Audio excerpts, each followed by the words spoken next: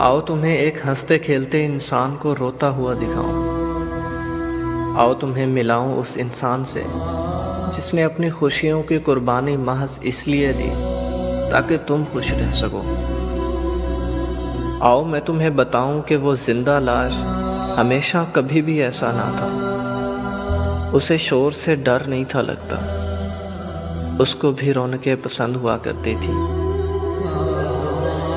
तुम्हें पता है वो भी अपने यारों के साथ कभी महफिलें सजाया करता था।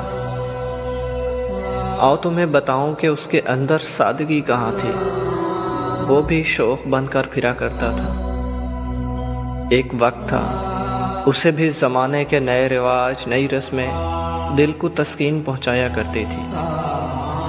वो भी आवारगी पसंद हुआ करता था। दोस्तों के साथ बाइकिंग, लॉन्ग ड्राइव, रातों को लेट घर वापस आना, घर वालों के ताने, गुस्से और तलख लहजों का वो भी आदी था। आओ तुम्हें मिलाऊं उस शख्स से कि जिसकी ज़िंदगी कभी यूं थी कि जैसे इंजॉय करना तो उसके बाद किसी को आता ही ना हो, मगर एक दिन अचानक ही एक बदलाव आया। एक बेतरतीबी ने उसकी ज़िंदगी को बदल कर रख दिया।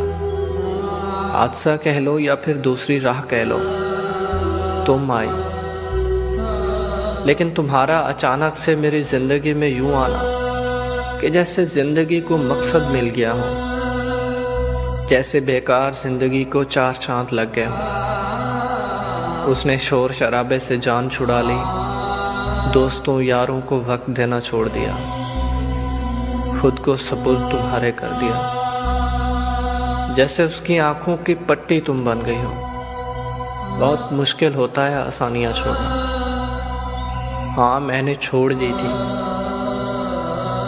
मैंने खुद को इस ढांचे में डाल लिया था कि जैसा रंग तुझे पसंद मैं वैसा पहनूं, जो तुम चाहो वो खाऊं, जो तुम कहो वो ओढ़ूं, जिस राह पर तुम कहो उस राह पर चलो, जब कहो तब जागो, जब कहो तब सो।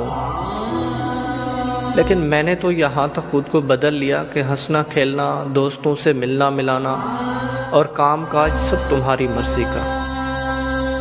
सच कहूँ तो मैं तो रहा ही नहीं था,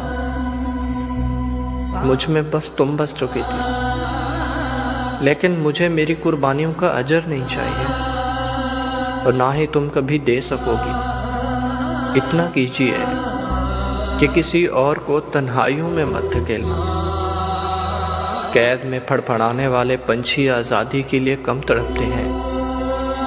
उनकी ज़्यादा तड़प का मतलब ये होता है कि उनके सामने किसी और का वो हाल ना हो जो उनका हो चुका है।